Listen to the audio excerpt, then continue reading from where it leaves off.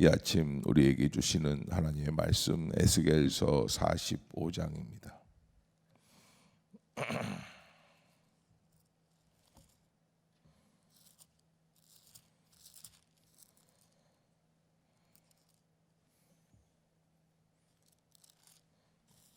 한 절씩 교독합시다.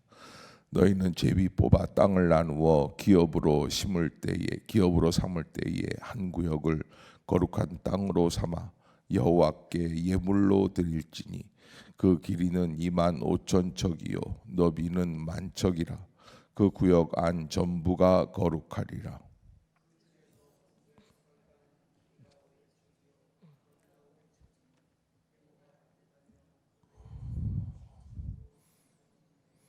이 측량한 가운데에서 길이는 25,000척을 너비는 10,000척을 측량하고 그 안에 성소를 둘지니 지극히 거룩한 곳이요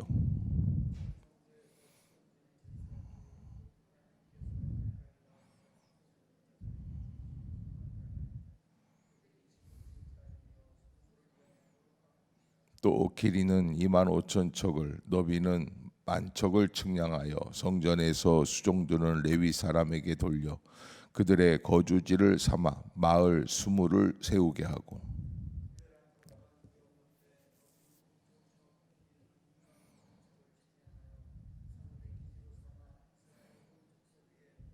드린 거룩한 구역과 성읍의 기지된 땅의 좌우편 곧 드린 거룩한 구역의 옆과 성읍의 기지 옆의 땅을 왕에게 돌리되 서쪽으로 향하여 서쪽 국경까지와 동쪽으로 향하여 동쪽 국경까지니 그 길이가 구역 하나와 서로 같을지니라.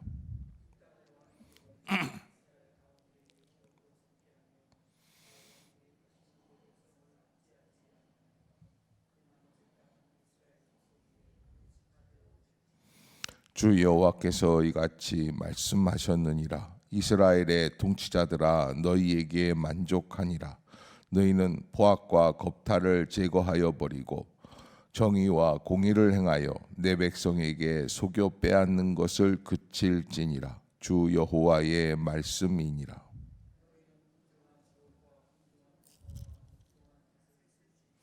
에바와 밭은 그 용량을 동일하게 하되 호멜의 용량을 따라 밭은 10분의 1 호멜을 담게 하고 에바도 10분의 1 호멜을 담게 할 것이며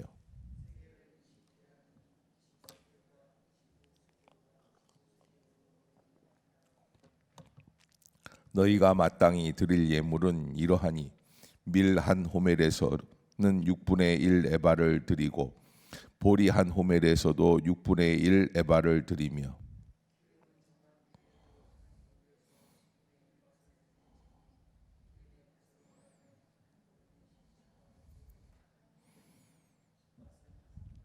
또 이스라엘의 윤택한 초장의 가축대 200마리에서는 어린 양 한 마리를 드릴 것이니라. 백성을 속죄하기 위하여 이것들을 소제와 번제와 감사 제물로 삼을지니라. 주 여호와의 말씀이니라. 군주의 본부는 번제와 소제와 전제를 명절과 초하루와 안식일과 이스라엘 족속의 모든 정한 명절에 갖추는 것이니 이스라엘 족속을 속죄하기 위하여 이 속죄제와 소제와 번제와 감사 제물을 갖출지니라.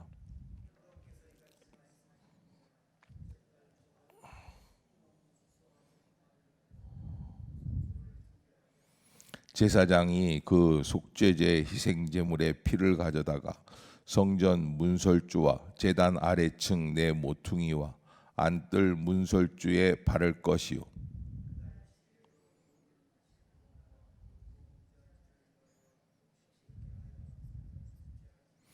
첫째 달 열 나흘 날에는 유월절 7일 동안 명절로 지키며 누룩 없는 떡을 먹을 것이라.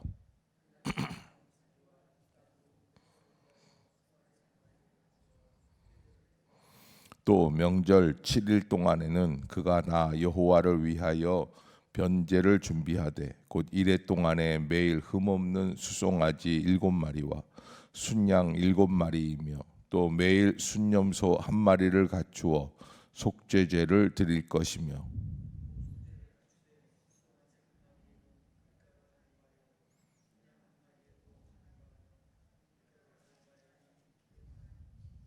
함께 봅시다.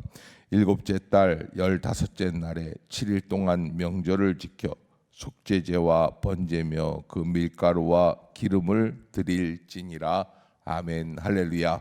이 아침 제전을 찾으신 여러분들에게 하나님의 은혜와 평강이 함께 하시기를 축복합니다.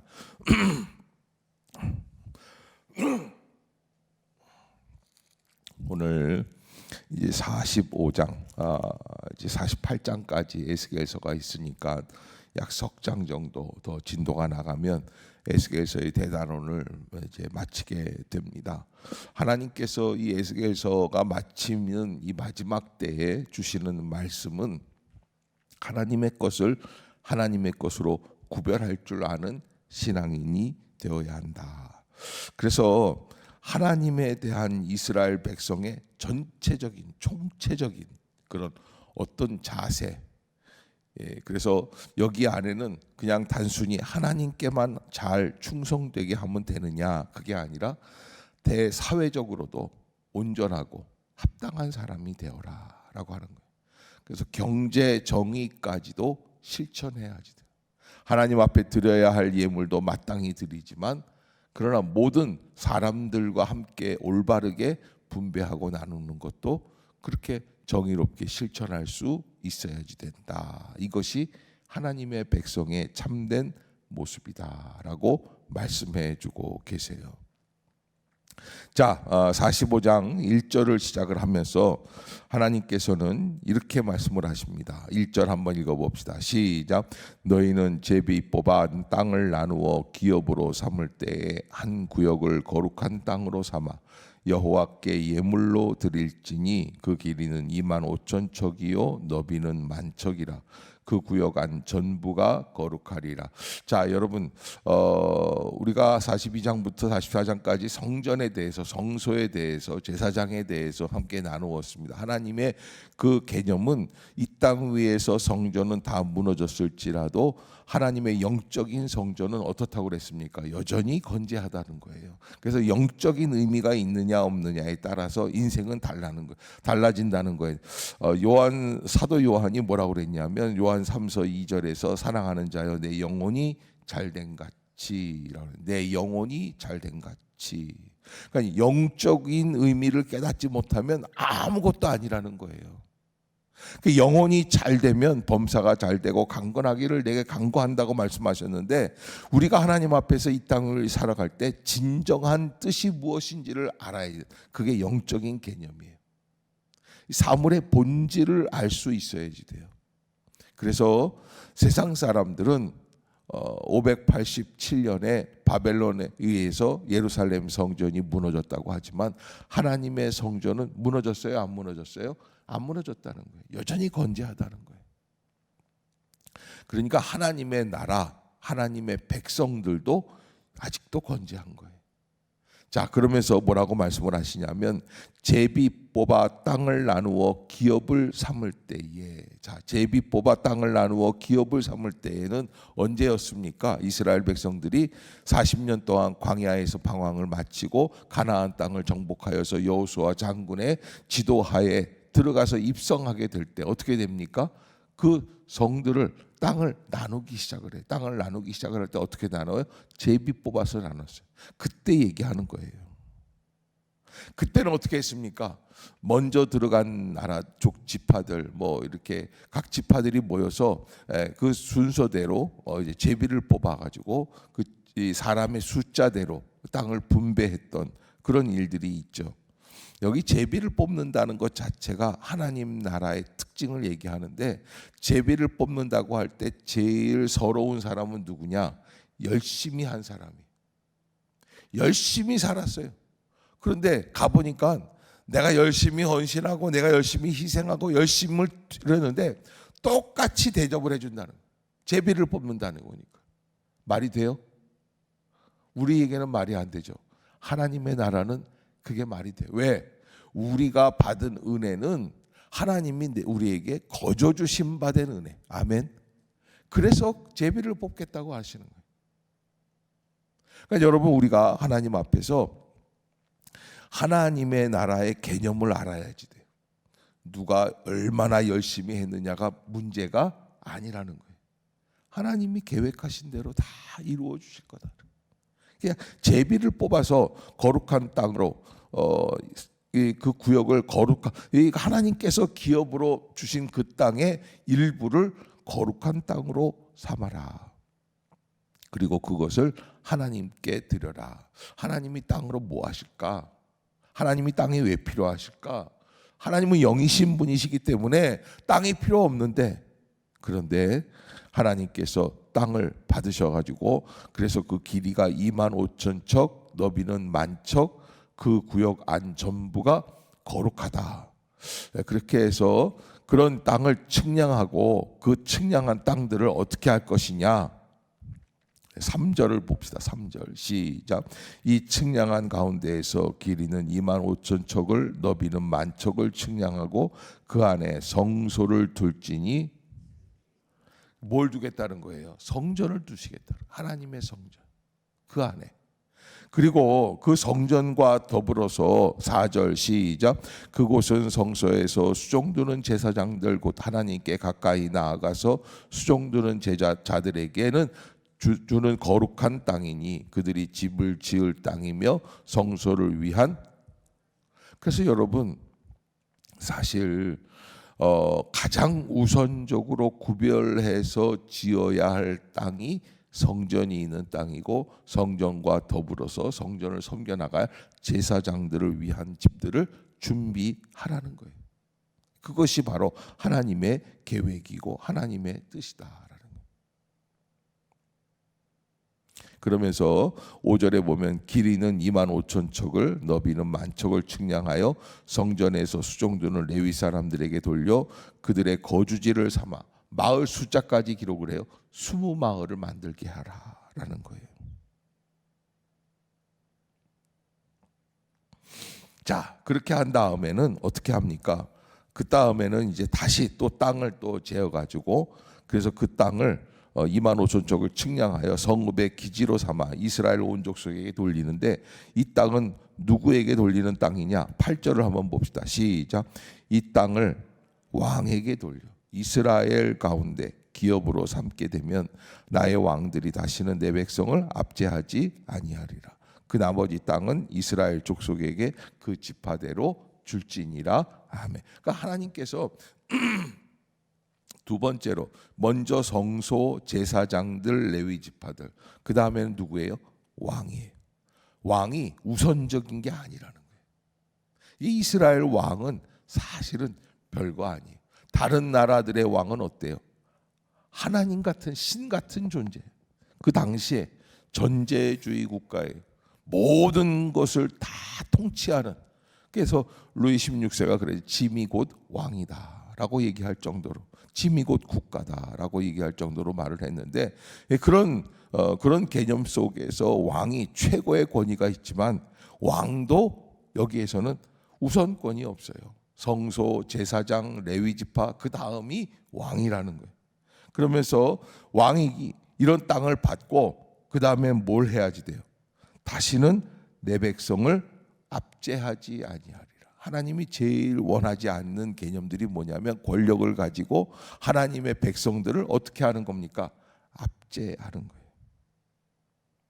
그리고 이제 그 나머지 땅들을 이스라엘 족속 그 지파들에게 줄 것이다, 이렇게 말씀을 하시는 거예요. 자, 그래서 이런 개념 하에 땅을 분배하고, 땅을 분배하면서 뭐 우선 통치권이라든지 다 구별을 해서 하나님이 이 땅을 통치하게 하시는 것이죠. 자, 그 9절 한번 봅시다. 9절 시작. 주 여호와께서 이같이 말씀하셨느니라. 이스라엘의 통치자들아, 너희에게 만족하니라. 너희는 포악과 겁탈을 버리고 정의와 공의를 행하여 내 백성에게 속여 빼앗는 것을 그칠지니라. 주 여호와의 말씀이니라. 각 이스라엘 12지파들이 흩어져 있는 그 지파 안에서 그 통치자들에게 하시는 말씀이에요. 너희는 만족해야지 된다. 너희는 포악과 겁탈을 제거하여 버려라. 그래서 권위가 있다고 해가지고 함부로 하고 그러지 말아라라는 것이죠. 정의와 공의를 행하여 내 백성에게 속여 빼앗는 것을 그쳐라. 정의와 공의를 행하여, 정의와 공의를 행하여. 그래서 하나님이 우리에게 주권을 주시고 권한을 주시고 자리를 주시고 권력을 주시는 이유 중에 한 가지가 뭐예요? 무엇을 행하라? 정의와 공의를 행하라는 거예요. 내 백성에게서 속여 빼앗는 것을 그칠지니라. 그리고서 이게 하나님의 말씀이라고 말씀을 하세요. 그러면서 속여 빼앗는 것을 그치기 위해서 우리가 먼저 우선적으로 해야 될 게 뭐냐? 10절 시작. 너희는 공정한 저울과 공정한 에바와 공정한 밭을 쓸. 도량형 저울. 왜? 이게 세금 거둘 때 함부로 하지 말아라는 거예요. 그래서 물건을 팔 때의 저울은 작은데 세금을 거둘 때의 저울은 크다. 그러면 이게 잘못된 거죠. 그래서 공평한 것을 해라.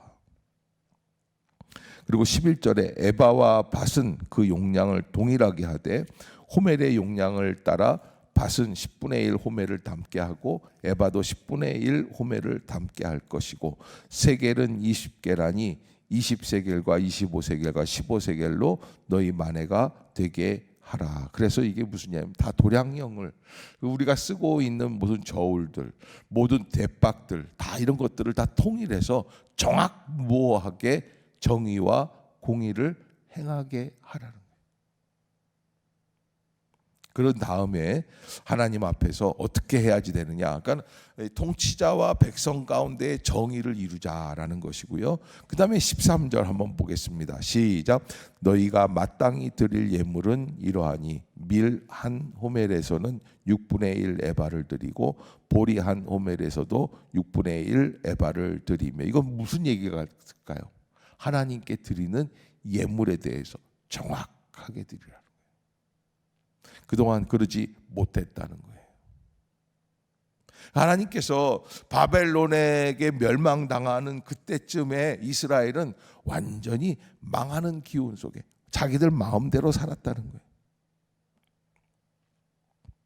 그래서 하나님 앞에 드려야 될 것들을 정확하게 구별을 해서 하나님의 것을 하나님의 것으로 인정할 수 있는. 그러니까 통치자들이 백성들에게서만 포악하게 빼앗는 것을 방지하시는 게 아니라 하나님께 드리는 것도 구별해서 드리라는 거예요. 그러면서 16절 이 땅 모든 백성은 이 예물을 이스라엘 군주에게도 드려라. 그래서 왕에게도 드리는 것을 제대로 드릴 수 있도록 그렇게 하는 거예요. 그러면서 그 17절에 보면 군주의 본분은 번제와 소제와 전제를 명절과 초하루와 안식일과 이스라엘 족속의 모든 정한 명절이 갖추는 것이니 이스라엘 족속을 속죄하기 위하여 이 속죄제와 소제와 번제와 감사제물을 갖출지니라. 여기까지의 내용이 뭡니까? 서로 간에 정의와 공의, 통치자들만이 아니에요. 백성들도 왕에게 제대로 하는, 하나님께도 제대로 바치는 거예요. 모든 것이 다 정의와 공의대로 이루어질 수 있도록 하라라는 거예요.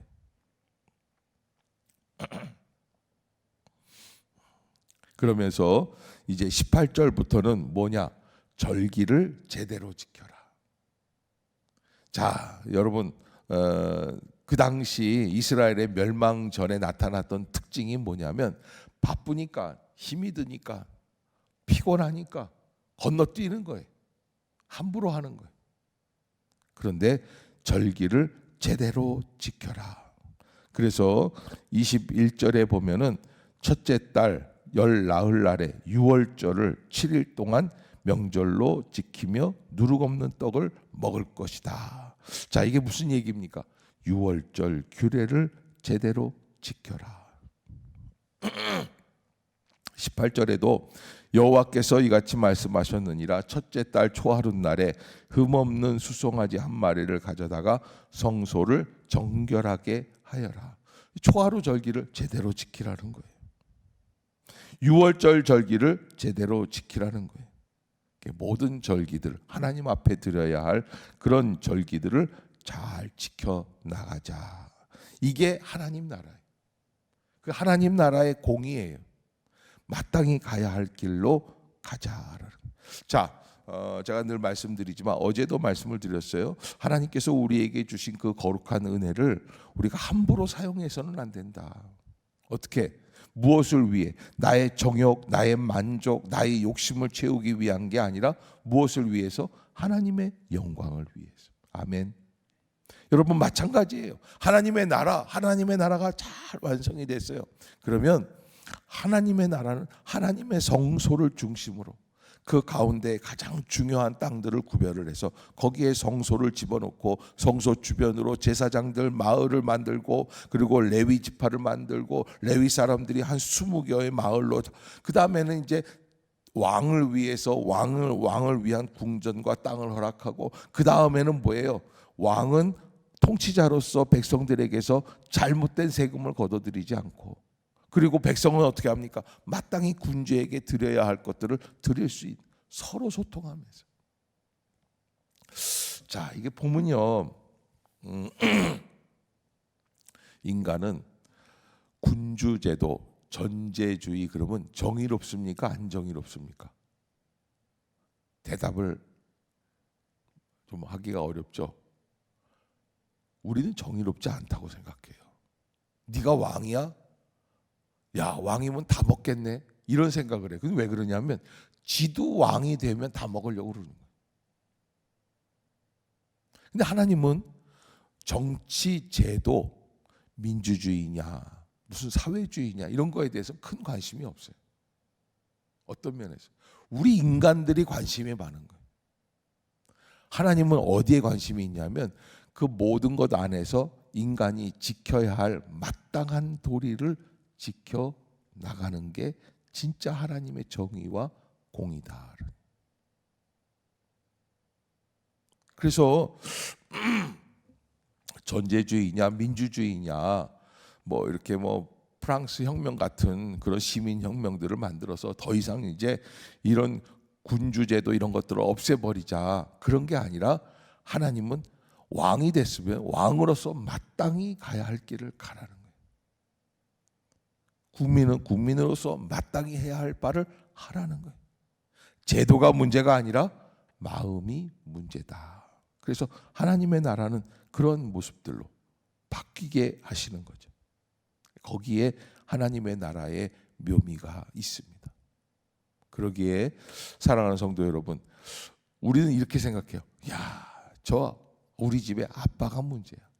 우리 집에 아들이 문제야.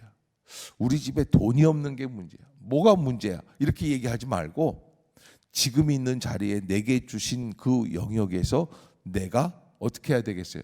하나님의 정의와 공의를 따라서 내가 가야 할 길을 마땅히 가라는 거예요. 거기에서부터 하나님의 나라가 시작이 됩니다. 아멘. 예, 여러분 그렇습니다. 제도를 개혁하려고 하는 것은 인간의 교만함 때문이에요. 하나님의 나라를 바라보는 모든 것을 뛰어넘어서 나부터, 내가 있는 것부터 정확하게 하나님 앞에서 하나님의 것을 구별할 줄 알고 하나님께 마땅한 길로 나아가면 되는 거죠. 그리고 우리가 할 때 내 것부터, 사실은 이스라엘 백성들이 출애굽을 해서 광야 40년 기간을 마치고 이 가나안 땅을 정복할 때는 어떻게 했냐면 각 지파별로, 능력 있는 지파별로 그렇게 해서 땅을 분배를 했어요. 그런데 그렇게 자기 것부터 챙기지 말고 하나님 뭐라는 거예요? 누구 것부터 챙기라는 거예요? 레위 지파, 땅 없는 사람들, 기업이 없는 그런 사람, 그부터 하라는 거예요. 주의 종들 것부터 챙기라는 거예요. 그것이 하나님의 순서다. 하나님 것부터 챙겨봐라. 그래서 하나님이 그렇게 말씀해 주시는 것이다. 하나님의 나라, 하나님의 나라의 정의와 공의는 어떤 것인가? 오늘 45장에서 잠깐 이렇게 말씀을 해주고 있습니다. 우리의 마음은 간사합니다. 그래서 환경의 지배를 받고 영향을 받습니다. 그러나 하나님은 우선권을 두고 질서를 두고 정의와 공의대로 실천하자. 이것이 하나님의 나라다라는 것 잊지 마시고 믿음으로 오늘부터 다시 시작할 수 있는 그런 복된 성도들이 되시기를 주의 이름으로 축복합니다. 기도하겠습니다.